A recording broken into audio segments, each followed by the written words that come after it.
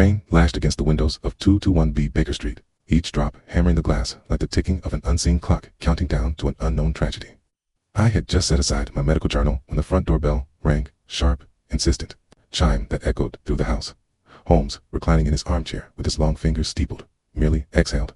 "We have a visitor, Watson, a man of considerable distress." I frowned. "How can you tell?" Holmes smiled faintly. The urgency of his knock, the irregular pattern mind in disorder. And if my ears do not deceive me, I detect the subtle tremor of wet leather boots. Our guest has walked a considerable distance in the storm, though he has passed by at least 2 hansoms. A moment later, Mrs. Hudson opened the door, and a man staggered inside. He was soaked to the bone, his coat hanging heavily over his thin frame. His gaunt face was pale, and his eyes wild, darting held the unmistakable glint of a man on the precipice of disaster. "Mr. Holmes," he gasped, "I am a dead man." Holmes regarded our visitor coolly as I helped him to a chair. "I would find that statement, exceedingly difficult to verify, sir, as you were still breathing." The man exhaled a ragged breath, running a trembling hand through his damp, graying hair. "My name is Edgar Wren. I am a clerk for Rhodes and Carter Banking House. And until 3 days ago, my life was entirely unremarkable." Holmes leaned forward slightly. "Until 3 days ago." Wren swallowed hard. "Yes, that was the day I discovered something I was never meant to see." Holmes' expression did not change, but I knew the signs of his interest, the slight narrowing of the eyes, the subtle twitch of his fingers as they drummed against the chair's armrest. "What did you discover, Mr. Wren?" The man hesitated, his lips parting, his breath shallow. Then, before he could speak, a gunshot shattered the silence. The window pane exploded, glass flying in all directions as Wren lurched forward with a choked cry, collapsing onto the carpet. "Down!" Holmes barked. I dropped to the floor, my heart hammering. Holmes had already sprung into motion, throwing open the sitting room door and bolting down the stairs with a graceful swiftness. Lestrade, who had just arrived at the bottom of the stairs, nearly collided with him. Holmes, what the devil was that? Holmes did not answer. He was already at the door, his sharp eyes scanning the rain-drenched street beyond. I knelt beside Wren, pressing 2 fingers against his neck. His pulse was faint, erratic, but he was alive. The shot came from across the street. I called to Holmes. "The angle suggests." Holmes cut me off. "The assassin is already gone." Lestrade cursed. "A bloody sniper." Holmes exhaled. "Indeed. A professional, no doubt." He turned back to me. "It's Watson, 10 to Mr. Wren. He's not yet finished his story." I nodded, already ripping open my medical bag, my hands moving on instinct. Holmes' voice was calm, yet razor-sharp. "Lestrade, gather your men." He turned back toward the shattered window, his gaze like steel. "We are dealing with a killer who does not miss twice." An hour later, Wren lay bandaged upon our sofa, his face pale but resolute. The bullet had grazed his shoulder, missing anything vital, but the shock of the attack had left him shaken. Holmes sat across from him, fingers steepled, his expression unreadable. "Now, Mr. Wren, you must tell us everything." Wren nodded weakly. 3 days ago, I made a mistake." "Go on." Wren licked his dry lips. "I was working late at the bank, going over the private ledgers. I was never supposed to handle those records. They were restricted to senior partners only." Holmes' gaze sharpened. "But you saw something, didn't you?" Wren swallowed. "A single name I recognized." Holmes leaned forward slightly. "Whose?" Wren hesitated, his voice barely above a whisper. "Lord Alfred Montague." The room fell into silence. Lestrade exhaled sharply. "Good Lord. The same Lord Montague who disappeared 10 years ago." Wren nodded feverishly. "Yes, but according to those records, he was making deposits just last week." I stared at him. "But Montague is dead," Holmes finished. His fingers tightened slightly, his mind already turning through the implications. Lestrade scratched his head. "So what you're saying is this man Montague, presumed dead for a decade, has been secretly handling finances through your bank?" "Not just handling," Wren murmured. "He was moving immense sums of money through names that did not exist, companies that were nothing but phantoms on paper." Holmes tilted his head slightly. "A laundering operation." Wren exhaled. "Okay." In the moment I saw that name, I knew I was in danger. Holmes drummed his fingers against his chin. "And so you ran?" Wren nodded weakly. "Planned to go to the police, but before I could, someone tried to kill me. I've been running ever since." Holmes stood suddenly, his gaze glinting with a new sharpness. "Watson, stay with Wren. Lestrade, I need you to secure the bank's ledgers immediately." Lestrade frowned. "You think someone will try to destroy them?" Holmes smiled faintly. "I do not think, Lestrade. I know." Lestrade muttered a curse. "I'll get my men on it." Holmes turned back to Wren. "You said Montague's name appeared last week. That means someone in that bank is still involved in whatever scheme he was part of." Wren nodded weakly. Holmes' gaze darkened. "Which means, gentlemen, that the real mystery is not why Montague vanished 10 years ago." His fingers tapped the armrest, his eyes burning with realization. The real mystery is why he has returned. A sudden gust of wind rattled the broken window, and for the first time, I felt an unsettling certainty settle in my chest. The answer to that question, I feared, was something we were never meant to uncover. The rain drummed steadily against the windows of 221B Baker Street, a ceaseless rhythm accompanying the mounting tension in the sitting room. Edgar Wren lay upon the sofa, his face pallid, one hand clutching his bandaged shoulder. Lestrade had already left to secure the ledgers from Rhodes and Carter, but Holmes remained seated in his armchair, fingers steepled, his sharp gaze fixed upon the fire. I observed him in silence, knowing the signs of his deep contemplation, the slight twitch of his fingertips, the narrowing of his piercing eyes, the way his breath slowed to a near meditative rhythm. Wren, shifting uncomfortably on the sofa, swallowed hard. "Mr. Holmes, what do you make of it?" Holmes' gaze flickered toward him. "You ask the wrong question, Mr. Wren." Wren blinked. I don't understand." Holmes leaned forward slightly. "The question is not, what do I make of it, but rather, what does Montague make of you?" Wren paled further, his fingers tightening upon the sofa's armrest. "You mean?" Holmes exhaled softly. "If Lord Alfred Montague is alive, as the ledger suggests, then someone is maintaining his identity in secret. And if someone is maintaining that identity, let the words linger," Wren finished in a whisper. "Then they know I saw the records." Holmes nodded. "Hence, the gunshot through our window. A warning. A confirmation. You are a liability, Mr. Wren, and someone, perhaps multiple people, wishes to remedy that inconvenience." A chill settled in the room. I tightened my grip on my revolver. "Then we must move quickly. Lestrade can secure the bank's records." Holmes raised a hand, silencing me. "Yes, but you must recall, Watson, that we are not dealing with common thuggery. This is a matter of great sophistication." He stood suddenly, striding toward the mantel, his hands resting upon it as he gazed into the fire. "Someone has orchestrated an illusion of death for over a decade. Someone has ensured that Montague's affairs remain active despite his disappearance. That, gentlemen, requires not just wealth, but access." Wren let out a weak chuckle, though. It was devoid of humor, and I stumbled right into it. Holmes turned, his expression unreadable. Indeed. At that moment, a rapid knock struck the door. Mrs. Hudson's voice followed, tinged with concern. "Inspector Lestrade, Mr. Holmes. And he's not alone." Holmes' eyes flickered with anticipation. "Excellent." Lestrade entered briskly, his coat dripping with rain, his expression grim. "We've a problem, Holmes." Holmes gestured toward the fire. "I am certain we do. But kindly elaborate." Lestrade removed his hat, shaking the water from it before speaking. "I arrived at Rhodes and Carter banking house not 20 minutes ago with 3 of my men. I had every intention of securing the ledgers, as you instructed." Holmes studied him, and Lestrade exhaled sharply. "They're gone." A silence fell over the room. Holmes, unshaken, merely tilted his head slightly. "Gone." Lestrade nodded. "Not misplaced, not locked away. Gone." I tensed. "But surely," Lestrade cut me off. "I spoke to the partners. They claim that earlier today a private client arranged for their removal.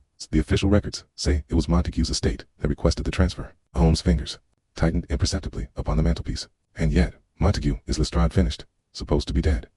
Holmes exhaled sharply through his nose. "Watson, would you be so kind as to retrieve my violin?" I frowned. "Holmes, is this really the time?" Holmes turned sharply, his eyes alight with a keen brilliance. "Do you not see, Watson? We are no longer chasing ghosts. We are hunting the man behind the illusion." I froze. Wren sat up slightly, his brows furrowed. "You think Montague is still alive?" Holmes nodded once. "And I intend to find him before he finds you," Lestrade muttered under his breath. "Damnation. The only person who had access to those documents was the firm's senior partner, Langley." Holmes turned to him. "Then we paid Mr. Langley a visit." Lestrade sighed. "You'll have to be quick. It's due to leave for Dover tonight." Holmes arched a brow. "Hey." Lestrade nodded. "Seems rather convenient, if you ask me." Holmes smiled faintly. "It does indeed." I exhaled, my pulse quickening. "Then we must go at once." Holmes retrieved his greatcoat, adjusting the collar with practiced precision. "Deed, Watson. The stage is set. The players are moving, but I do believe it is time we changed the script." The time we arrived at Langley's residence, the night was at its deepest hour.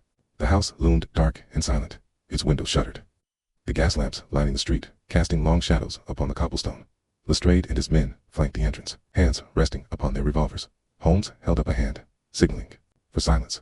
A soft glow flickered from beneath the study door. Holmes' eyes gleamed. "He's still here." Lestrade nodded to his men. On my signal, Holmes placed a hand upon the door handle and twisted. The door swung open, revealing Daniel Langley seated at his desk, the missing ledgers open before him. He did not flinch, did not show a flicker of surprise. Instead, he merely closed the book and exhaled. "I was wondering when you would arrive, Mr. Holmes." Holmes smiled faintly. "Then I regret keeping you waiting, Mr. Langley." Lestrade stepped forward. "Daniel Langley, you are under arrest." For Langley raised a hand. cutting him off effortlessly. Please, Inspector, there is no need for dramatics. His gaze flickered to Holmes. You already know, don't you? Holmes tilted his head. Perhaps, but I do enjoy a confession. Langley smirked. Oh, I will not be confessing to anything. Lestrade scowled. You stole those ledgers? Destroyed evidence. You think you're walking away from this?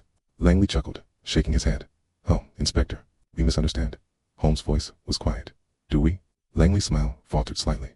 I destroyed nothing. Holmes took a slow step forward. Then, where are the ledgers? Langley's expression was unreadable. Then, in a low voice, he said, they would never mind to take. Silence. Lestrade frowned. Okay. Then who? Langley's gaze flickered toward the corner of the room. Holmes turned his head slightly. Okay. His keen eyes narrowing. And then, from the shadows, behind the bookshelf, figures stepped forward. My breath caught.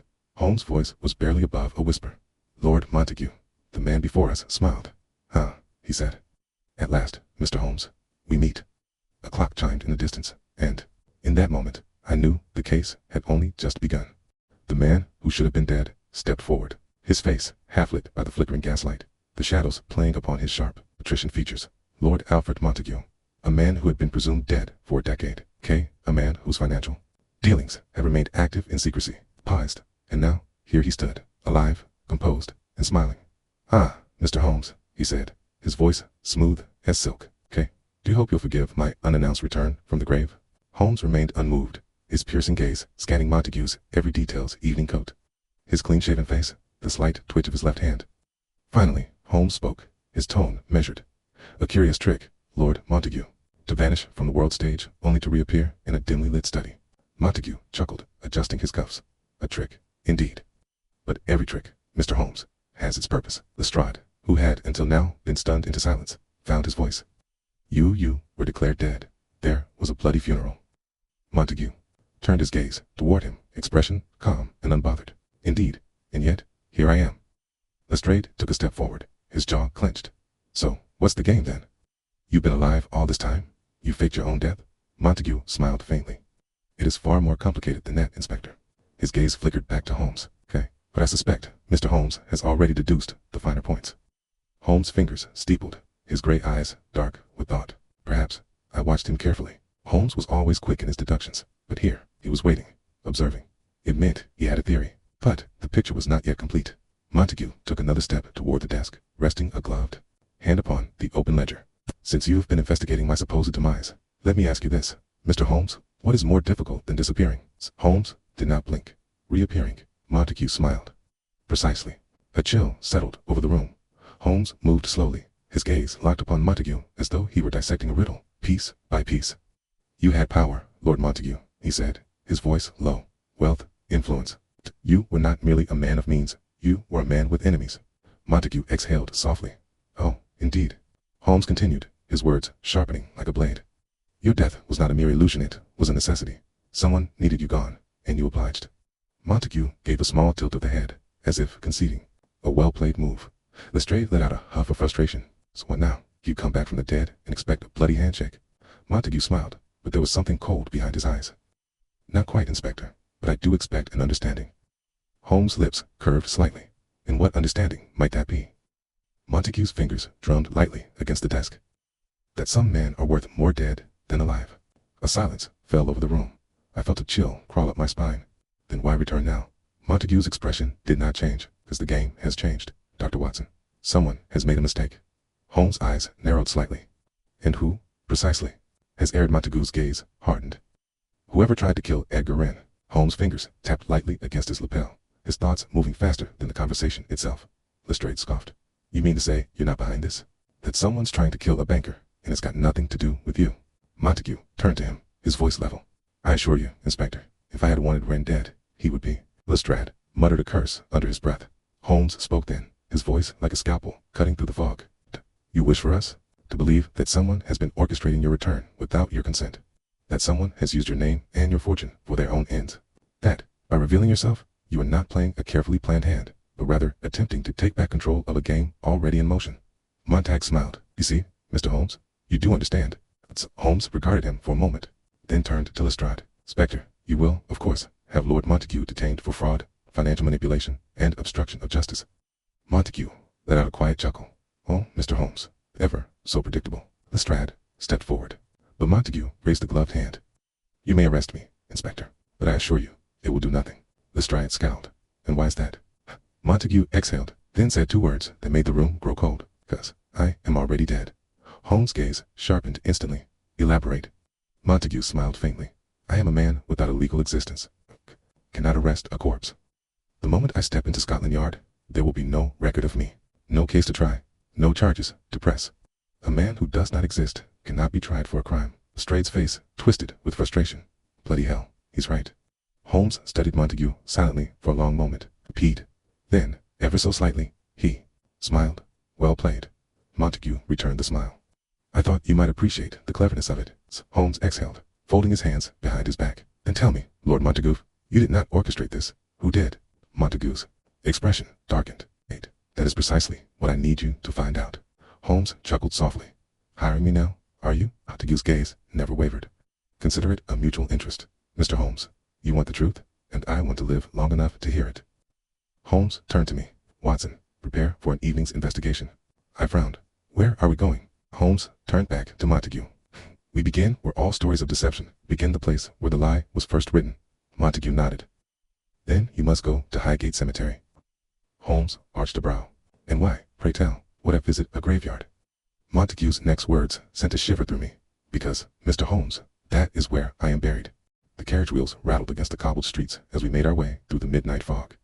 The cold air, thick with the scent of damp earth and distant coal smoke. Holmes sat opposite me, his sharp eyes reflecting the gaslight's glow. His fingers steepled in thought. Beside him, Lord Montague remained silent, his expression unreadable. Lestrade, ever the skeptic, sat beside me, arms crossed, his brows furrowed in deep suspicion. I cleared my throat. Montague, you claim you have a grave in Highgate Cemetery. If you're alive, then I must ask, who, pray tell, is buried in it? Montague exhaled softly.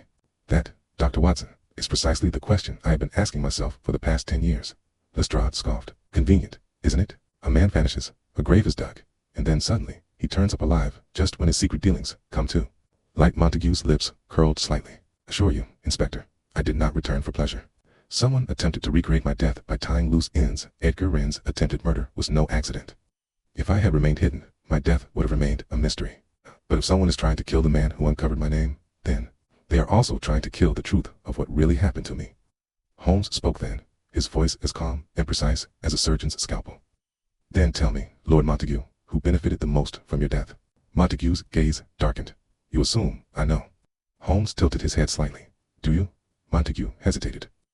Then, in a voice barely above a whisper, he said, I suspect, ... my own brother. A silence thickened in the carriage. Lestrade blinked. You mean Lord Charles Montague? The current Viscount? Montague nodded. Indeed. Holmes exhaled slowly. A rather bold accusation, but one that would explain much. Your brother inherited your fortune, your title, and all the influence that came with it. ... Then your death was not merely an accident. Montague's hands clenched. I have long suspected that Charles was involved, but I had no proof, until now. I frowned. You believe Charles orchestrated your murder, but someone else has been keeping your affairs alive behind the scenes. Holmes' eyes glinted in the dim light. A most intricate deception, Watson. One we shall soon unravel. Tired slowed, and the driver's voice called through the fog. Highgate Cemetery, sirs.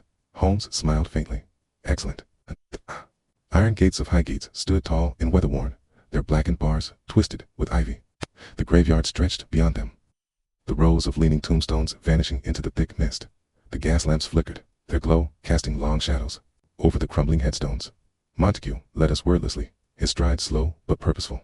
We followed, moving past the weathered crypts and twisted trees, the air thick with the scent of damp earth and decay. Finally, we stopped. Before us stood a marble headstone, its inscription partially eroded by time. Here lies Lord Alfred Montague, 1839 minus 1872. Lestrade exhaled. Well, that's unsettling. Holmes stepped forward, kneeling by the edge of the grave, his keen gaze sweeping the ground. He ran his fingers lightly along the soil, feeling its texture, recently disturbed. He murmured. I frowned. What? Holmes glanced at Montague. Someone has been digging here. Lestrade scowled. You're saying someone tampered with the body? Holmes did not respond immediately. Instead, he reached into his coat, retrieving a small magnifying lens. He bent lower, inspecting the edges of the earth, his fingers tracing small indentations in the dirt. Then, suddenly, he stilled. A single mark, barely noticeable. A heel print, pressed deeply into the mud. Holmes straightened. "Tell me, what do you make of this?" Crouched beside him, observing the mark. K was distinct a man's boot print, but something about it was off. Then I saw it. I exhaled. This man was dragging his foot. His gait was uneven. Holmes nodded. "Indeed. And tell me, what kind of man walks with a limp?" Lestrade frowned. "An older man, perhaps. Or someone recently injured." Holmes smiled faintly. "Yes, or someone who has been buried for 10 years. Montague inhaled sharply. "You're suggesting?" Holmes rose to his feet. "I am suggesting, Lord Montague, that whoever was buried in your grave is no longer there." A sudden gust of wind howled through the trees, sending dead leaves spiraling across the headstone. And then, from the darkness, a soft, scraping noise returned sharply. A figure stood in the distance, barely visible through the mist, watching. U.S. For a moment, no one moved. Then the figure turned and fled. Holmes moved instantly. After him, we raced through the graveyard, our boots crunching against the wet gravel, spog swallowing our shapes as we pursued the mysterious figure. Holmes, lead, his movements swift and precise, his coat billowing behind him. I struggled to keep up, my pulse pounding in my ears. The figure ahead of us was limping, bit fast ducking between the gravestones, weaving through narrow paths, silhouette vanishing and reappearing through the mist. Then, suddenly, shout rang out. Lestrade, who had veered off to cut him off, collided with the figure, both men tumbling into the mud. Holmes and I skidded to a stop as Lestrade scrambled to his feet, his revolver drawn. "Hold it," he barked. The figure lay sprawled on the ground, panting, his face hidden beneath the hood of his coat. Holmes stepped forward, slowly, his sharp gaze locked onto the man's shaking form. Then, in one swift motion, he reached down and pulled back the hood. I inhaled sharply. The man's face was worn, hollow, pale as death itself. His cheekbones jutted sharply, his eyes sunken. Quoi? But it was the scar across his throat that sent a chill through me. Lestrade's grip on his revolver tightened. "Who the hell is this?" Holmes' voice was barely above a whisper. "This, Lestrade, is the man buried in Montague's grave." The man's lips parted, his voice a hoarse rasp, as though unused for years. "You should not have come here." A long, eerie silence settled between us. Holmes tilted his head slightly, his eyes dark with thought. "Oh, but my dear fellow," he murmured, "I do believe you have quite a lot to tell us." The man let out a weak, rattling breath, and then, in a voice barely more than a whisper, he said, "Montague was never meant to return." A shiver ran through me. Holmes smiled slightly. "Ah, now we are getting somewhere." The mist curled around us, the graveyard deathly silent, but I had the uneasy sense that somewhere in the darkness, someone was still watching. The fog curled around the silent tombstones, the air thick with the scent of wet earth and decay. The man before us, gaunt, hollow-eyed, and shivering, stared at Lord Montague with something between fear and awe. His throat bore a scar, a deep, ragged line running across the skin, and his voice, when he had spoken, had been little more than a whisper. Montague was never meant to return. The words lingered in the air, unsettling in their finality. Holmes, his expression unreadable, crouched before the man, studying him with keen intensity. "You speak as though you have seen the other side of the grave, sir. Tell me, are we addressing a ghost?" The man's thin lips twitched, but it was not quite a smile. "I am no ghost," he rasped, "but neither am I the man I once was." Lestrade, still winded from the chase, huffed impatiently. "Enough riddles. Who the devil are you?" The man turned his head slowly toward the inspector. The movement was unnatural, as though his body had forgotten how to move properly. He blinked once, twice, then exhaled, long and slow. "My name," he murmured, "was Arthur Beckett." Montague, who had remained unnervingly silent, took a sharp breath. "Beckett." Holmes' eyes flickered with interest. "A name known to you, Lord Montague?" Montague's face was pale. "He was my solicitor, my confidant." Beckett gave a slow nod. "That was before, my lord. Before I was sent to my grave in your place." The gas lamps flickered as we sat within the study of Blackwood Hall, the fire casting shifting shadows upon the walls. Beckett, now wrapped in a heavy coat, sat hunched in the armchair, his thin hands trembling against the teacup Watson had provided. I sat beside Holmes, my notebook in hand. Lestrade stood near the doorway, arms folded, his expression lined with suspicion. Holmes, ever composed, leaned forward. "Now, Mr. Beckett, I believe you owe us a rather compelling story." Beckett exhaled slowly, his bony fingers tightening around the porcelain cup. "It began the night Lord Montague died," he murmured, "or rather the night he was meant to die." Montague, seated opposite, said nothing. Eyes did not waver. Beckett continued. "I was at the Montague estate. Lord Charles had summoned me, said there was an urgent matter regarding the inheritance." Lestrade grunted. "Lord Charles Montague's brother." Beckett nodded once. Yes, he had always been ambitious, but that night there was something different. Something cold in his eyes. He told me that Alfred, he cast a glance at Montague, had fallen into deep disgrace, that there were discretions the family could not afford to have exposed. Montague's jaw clenched slightly, but still, he did not speak. Beckett swallowed hard. Then he told me I was to prepare a new will. Holmes tilted his head slightly. Oh, well, that ensured he inherited everything. Beckett's fingers tightened. Precisely. He hesitated, licking his cracked lips. Then something changed. I was sent away to a small estate in Sussex, instructed to keep my head down for a few weeks. I thought it was odd, but I followed orders. I frowned. Hey, and what happened next? Beckett let out a shaky breath. I never made it to Sussex. The room fell silent. Holmes remained perfectly still. Explained. Beckett closed his eyes. I remember the carriage ride. I remember the driver man I did not recognize. I remember the way the road twisted into blackness. He shuddered. And then I remember waking up inside a coffin. A cold shiver ran through me. Holmes' gaze remained unreadable. Buried alive. Beckett gave a small, hollow nod. I screamed. I clawed at the wood until my nails bled. His hands trembled at the memory, but they must have miscalculated. The ground above me was loose, damp. I clawed my way out. I exhaled sharply. Dear God, Lestrade, now visibly uneasy, muttered, bloody hell. Beckett stared into the fire. When I escaped, I knew that someone had meant for me to die in that grave. His hollow eyes turned to Montague, and I knew that they had meant for it to be you. Holmes tapped his fingers against his armrest, his expression one of intense concentration. Then the answer is clear. The intention was not merely to kill Lord Montague. He turned to Montague. They meant to erase you. Montague's jaw tightened, and they succeeded. Lestrade exhaled sharply. But why use Beckett? Holmes' eyes glinted in the firelight. A most elegant solution. Beckett was close to Montague in build, stature, even age. In the confusion, the body buried under Montague's name would never be questioned. I swallowed. And real Montague, Holmes sighed. Likely held captive, hidden away, key, but not killed outright. Montague exhaled slowly. So my brother, you played the role of grieving relative, gained my title, my fortune, my standing in society. Beckett's voice was barely above a whisper. Yes, and he was not alone. Holmes' gaze snapped toward him. Ah, now we arrive at the crux of it. Beckett swallowed. Lord Charles was only part of the plan. He lifted his gaze to Montague. There was another man who orchestrated everything. Montague's face hardened. Oh, Beckett's breath was shallow, as though saying the name itself was dangerous. Finally, he spoke. Rupert Hale. Montague stiffened instantly. Lestrade frowned. Who the hell is Rupert Hale? Montague's voice was low, controlled, but there was something terribly cold beneath it. Rupert Hale was my father's closest confidant, he said.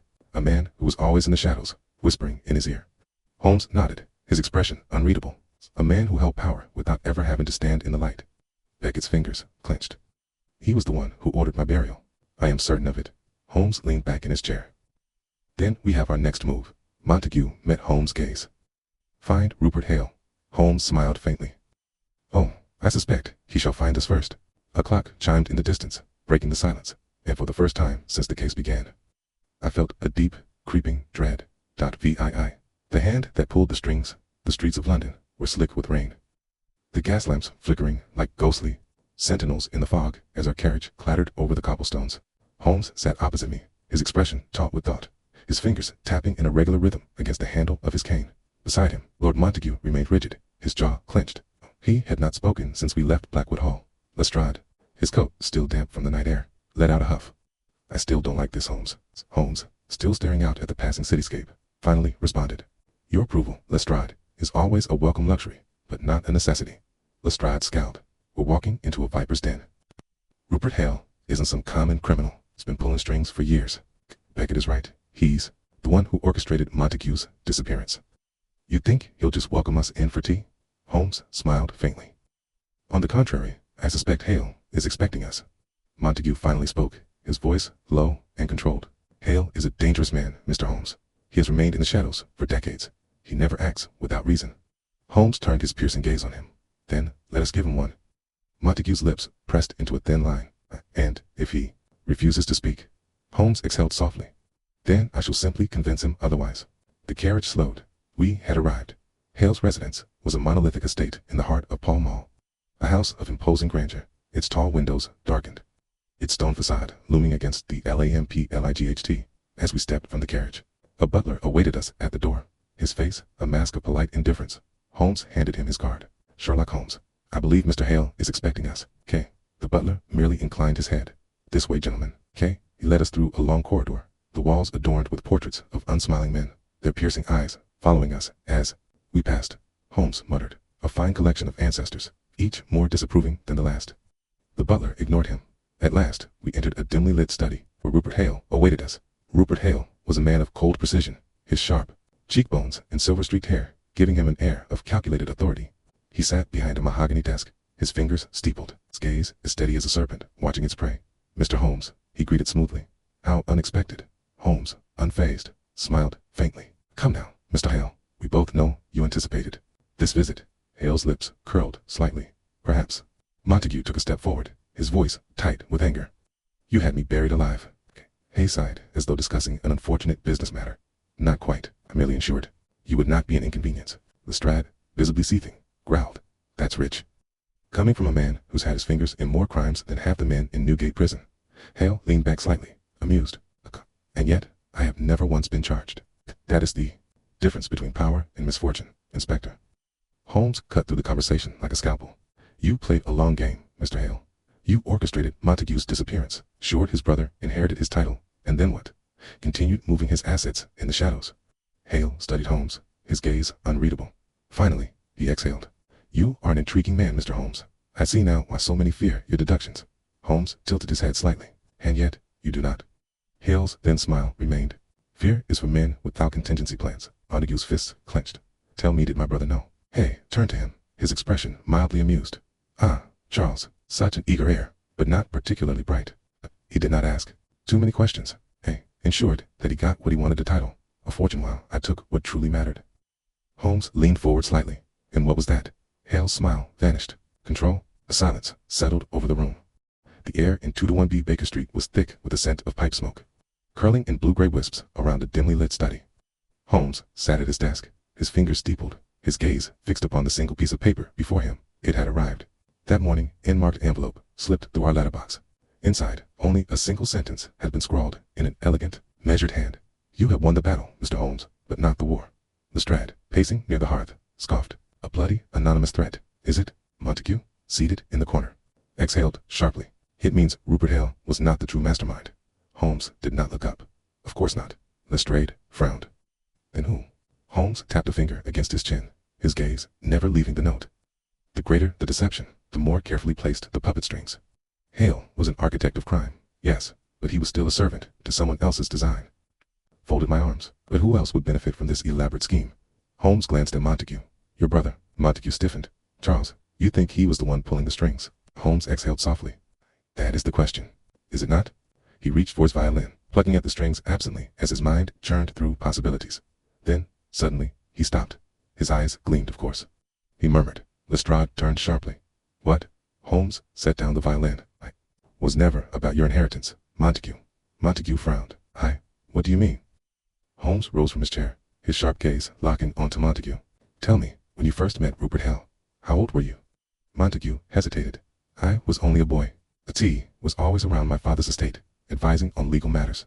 Holmes nodded. And, when your father passed, what became of Hale? Montague exhaled. He remained a close confidant to my brother. Holmes gave a small, triumphant nod. Then I believe we have our answer. Lestrade blinked. You do? Holmes reached for his greatcoat, already moving toward the door. Oh, indeed. We are about to pay a visit to Lord Charles Montague. Montague pushed to his feet. If you are right, Holmes, then I am walking into the home of the man who tried to have me killed. Holmes smiled faintly. And I do hope he will be expecting us. We arrived at Montague Manor just after dusk, the ivy-choked halls bathed in the last dying light of day. The butler, a severe-looking man with a thin mustache, greeted us with polite indifference. My lord, he said, bowing to Montague, though his gaze flickered uneasily toward Holmes and Lestrade.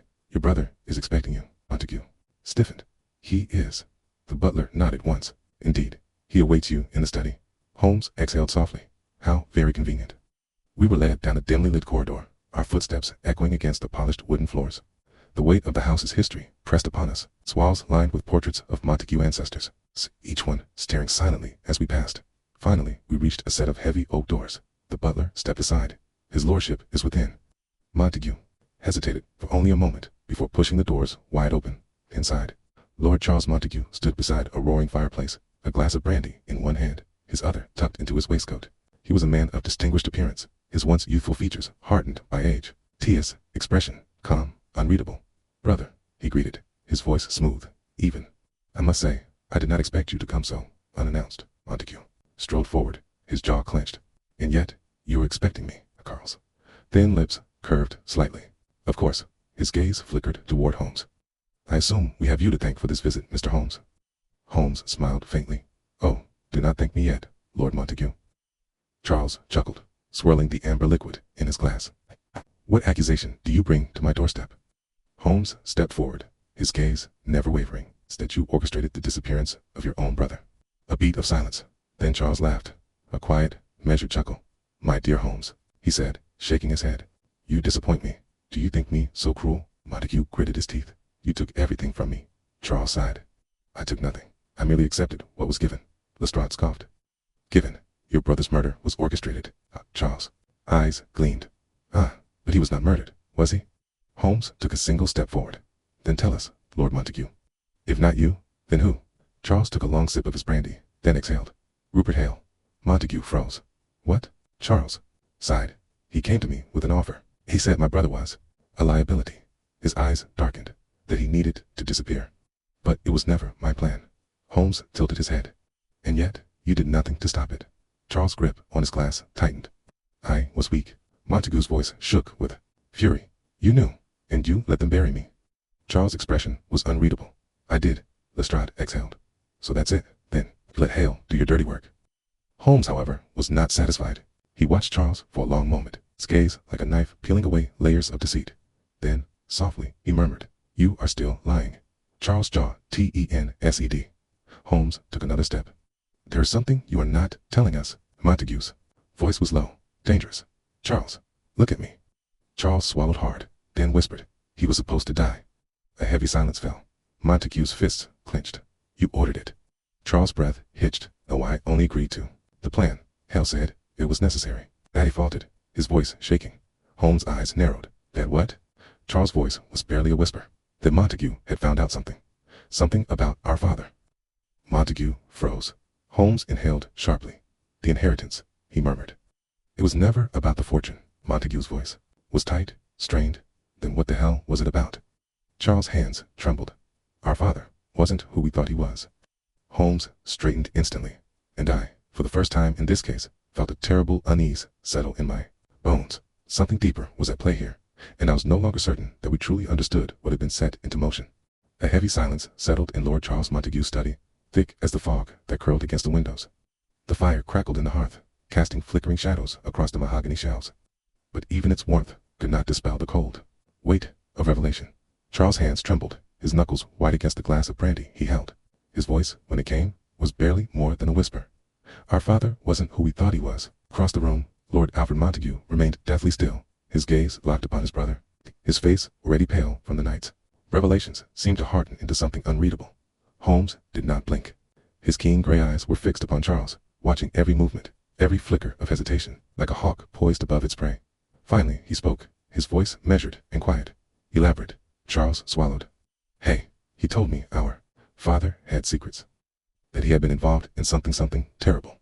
That, if Alfred ever discovered the truth, it would ruin the entire family." Montague exhaled sharply. "So, you tried to kill me to keep it hidden." Charles flinched, his fingers tightening on the brandy glass. I didn't order your death, Alfred. Lee agreed that you should be removed." Lestrade scoffed. Because that makes it better." Charles' gaze darkened. "I was trying to protect the family name." He turned to Montague, his voice tight with desperation. "You don't understand, Alfred. If you had uncovered the truth, you would have destroyed everything." Holmes tilted his head slightly. "What truth was that, Lord Charles?" Charles hesitated. Holmes took a single step forward, his gaze piercing. "Tell me what Rupert Hale knew." Charles swallowed hard. "Hale. He wasn't just our father's legal advisor. He was his fixer." A tense beat of silence. Holmes' eyes gleamed in the firelight. "Go on." Charles took a shuddering breath. "Our father wasn't just a nobleman. He had power, yes, but not all of it was inherited. He made his fortune through unorthodox means." Montague's jaw clenched. "What means?" Kills met his gaze. "Murder." The word hung in the air, chilling in its simplicity. Montague's voice, when he spoke, was low and cold. "Explain." Charles exhaled shakily. "Our father wasn't just a lord, He was a businessman, a ruthless one. He controlled shipping, lines, investments, debts. But what no one knew was that he also controlled people. Holmes' fingers steepled together, his voice silken and sharp. You mean blackmail? Charles nodded once. Not just blackmail, coercion, bribes. And when that failed, disappearances. A shudder ran through me. Lestrade muttered a curse. You mean to tell me your father had people killed? Charles nodded, his hands trembling. Yes, and Hale was the man who arranged it. Montague's voice was like steel, and I was supposed to die for knowing this. Charles swallowed. You had begun asking questions, Alfred. You were going through old ledgers, old letters. Hale warned me that if you uncovered too much, the Montague name would be ruined forever. Holmes' sharp gaze did not waver. And yet, someone has been keeping those records alive. Someone continued moving funds in Montague's name. Charles exhaled. That's because the operation never ended. Holmes. Holmes tilted his head slightly. Oh. Charles gave a weak, bitter laugh. You think Hale was the mastermind? He shook his head. Hale was a tool. The man who controlled the empire was someone else. Montague stiffened. Who? Met his gaze, his expression haunted. Our father. A beat of silence. Lestrade blinked. But your father is dead. Charles nodded grimly. That's what I thought too. Holmes was already moving, pacing slowly in front of the fireplace, his mind piecing together the threads. Finally, he exhaled. Then the question becomes simple. If Lord Reginald Montague is alive, where is he now? Charles hesitated. I don't know. Montague's gaze darkened. You are lying. Charles' expression flickered. I swear, Alfred, I only knew that he disappeared. That's all. Holmes suddenly stilled. He turned toward Charles, his eyes like steel blades in the dim light. You were told he was dead, Holmes murmured. Charles frowned. What? Holmes took a slow step forward. You were told he was dead. By whom? Charles. Swallowed. By Hale. Holmes exhaled softly. Now we are getting somewhere. Lestrade frowned. What are you thinking, Holmes? Holmes' voice was calm, steady, deadly, sharp. I am thinking, Lestrade, that Hale did not order Montague's death to protect the family name. He did it to protect the secret that Lord Reginald Montague was still alive. A heavy silence filled the room. Montague's voice was barely above a whisper. You mean Hale was covering for my father? Holmes nodded. Precisely. Lestrade exhaled sharply. So you think the old man's still out there, pulling the strings? Holmes smiled faintly. Oh, I do not think, Lestrade. I know. Montague's voice was tight with anger. Then where is he? Holmes' gaze glinted with a sharp understanding. And then, softly, he murmured, Highgate Cemetery. A shiver ran through me. Lestrade frowned. What in God's name would he be doing in a bloody cemetery? Holmes turned to Montague. Tell me, when you were buried alive, what was the last thing you heard before you lost consciousness? Montague hesitated. I don't know. Voices, footsteps, and then his breath hitched. A man speaking. Holmes nodded once, as if confirming something. A man with power. A man who has been in the shadows all this time. Lestrade blinked. You think he's been hiding there? Holmes smiled thinly. No, Lestrade. I think he never left. A long silence settled over us, and in that moment, I realized something deep and terrible. We were no longer chasing a man. We were chasing a ghost. The midnight air was sharp and biting as we arrived once more at Highgate Cemetery, the fog curling like spectral fingers through the iron gates. Holmes stepped forward without hesitation, his greatcoat billowing as his keen eyes swept the darkened tombstones. Montague was beside him, his breathing measured, though his hand twitched near his coat, where I knew a pistol rested. Lestrade followed, his revolver drawn, his jaw tight with unease. Holmes, I murmured, my breath fogging in the air.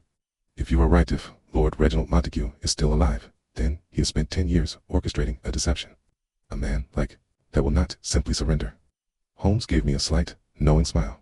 Indeed, not, Watson. But men who thrive in the shadows seldom expect to be dragged into the light. Lestrade exhaled sharply. Where are we going? Holmes gestured ahead, to Montague's grave. That is where this began, and that is where it shall end. The gravestone loomed before us, the inscription half worn by the elements. Here lies Lord Alfred Montague. 1839-1872. Holmes stepped forward, his gaze sharp and unrelenting. Lestrade, the lantern. Lestrade lifted his oil lamp, its glow casting long shadows across the ground. Holmes knelt, his fingers tracing the edge of the disturbed earth. Montague swallowed hard. You're certain he's here? Holmes did not look up. I'm rarely uncertain, Lord Montague. Then, with chilling precision, he pressed his palm against the soil land. It gave way beneath his hand. I took an involuntary step back. Good Lord. Holmes straightened. Hollow ground. His gaze flickered toward Montague. It was never a true burial. The grave was a door. Lestrade cursed. You mean to tell me there's a passage beneath the bloody cemetery? Holmes smiled faintly. Oh, I mean to tell you that our quarry is waiting. Without hesitation, he reached for his cane and pressed it into the earth, revealing a hidden trapdoor. A gust of stale air rose from the darkness below. Holmes turned to us. Shall we? The tunnel was old and narrow, the walls damp with moisture, the wooden beams groaning under the weight of the cemetery above. The passage stretched deep into the earth, disappearing into the darkness beyond. Holmes led the way, his steps silent but certain, his hand resting upon his cane. I followed, my revolver drawn, my pulse hammering against my ribs. Montague and Lestrade came last, their footsteps echoing softly. Their breath shallow, intense, then a flicker of light ahead. Holmes halted, his gaze fixed upon the glow of a single oil lamp in the distance. We advanced slowly, until at last we emerged into a low stone chamber, the air thick with the scent of old parchment and candle wax. And there, seated behind a grand mahogany desk, was Lord Reginald Montague. He was older, thinner, his face lined with age and shadow, but his eyes were sharp as ever. He did not flinch as we entered, nor did he move to reach for a weapon. Instead, he merely folded his hands and smiled faintly. So, he murmured, his voice as smooth as polished steel. You have found me. A tag staggered slightly, his breath hitching in his chest. Father? Reginald exhaled. Ah, Alfred, you look well, for a dead man. Holmes' sharp gaze flickered over the room, taking in the ledgers stacked neatly upon the desk, the maps pinned to the walls, the row of keys hanging from a hook. He smiled faintly. You never left, did you? Reginald chuckled softly. Why would I? The world believed me dead. I simply allowed them to continue believing. Lestrade's jaw clenched. You've been running your empire from beneath a bloody cemetery. Reginald nodded, quite efficiently, I might add. Montague's hands curled into fists. You let me believe you were dead. You let my brother take my life. You let Hale orchestrate my murder. Reginald sighed. Yes, a long silence. Then, Holmes spoke, his voice light but cutting. And yet, you made a mistake. Reginald arched a brow. Did I? Holmes stepped forward, his gaze piercing. You kept your empire alive, but in doing so, you left a trail, a hidden fund, a name in the ledgers. You could have disappeared entirely, but you were too proud to let go of control. Reginald's thin lips curved slightly. Ah, and pride. Mr. Holmes, he gestured toward Montague. Was it not pride that led my son here as well? Montague's voice was tight with fury. You tried to erase me. Reginald sighed. I tried to keep you safe. Montague's breath hitched. Safe. Reginald met his gaze, his expression unreadable. Do you think I built my empire without enemies, Alfred? Do you think they would have let you inherit it freely? Holmes nodded slightly. So, you buried him before they could. Reginald's fingers drummed softly against the desk. Okay, it was the only way to ensure the Montague name survived. Eyes darkened. You mean to ensure you survived? Reginald inclined his head slightly. That too. Lestrade stepped forward, his revolver leveled. Enough talk. You're coming with us. Reginald chuckled. I rather think not. Holmes' gaze sharpened. You planned for this? Reginald smiled faintly. Of course. A sudden rumbling echoed through the chamber. Holmes' expression hardened instantly. Watson out. Now. The ceiling groaned. Then the tunnel behind us collapsed. The dust settled in thick clouds, and when I blinked the rubble from my eyes, I saw General Montague was gone. Holmes exhaled softly, brushing the dust from his coat. Montague staggered forward. Where is he? Holmes sighed. Gone. Lestrade swore under his breath. Damnation. He set the trap himself. Holmes turned toward the desk, picking up one of the ledgers, his expression unreadable. Montague's voice. Swatsalo. So what now? Holmes closed the ledger. We wait, he said softly. Montague frowned. For what? Holmes smiled faintly. For the dead man to make his next move. A week later, an unmarked letter arrived at 221B Baker Street. Holmes opened it, his gaze flashing with amusement. You have one, Mr. Holmes? Or perhaps you have simply postponed the inevitable. Either way, remain, as always, watching. Holmes exhaled. Interesting, he murmured. I swallowed. Holmes, do you think we'll ever find him? Holmes smiled slightly, setting the letter aside. Oh, my dear Watson, I rather think you'll find us.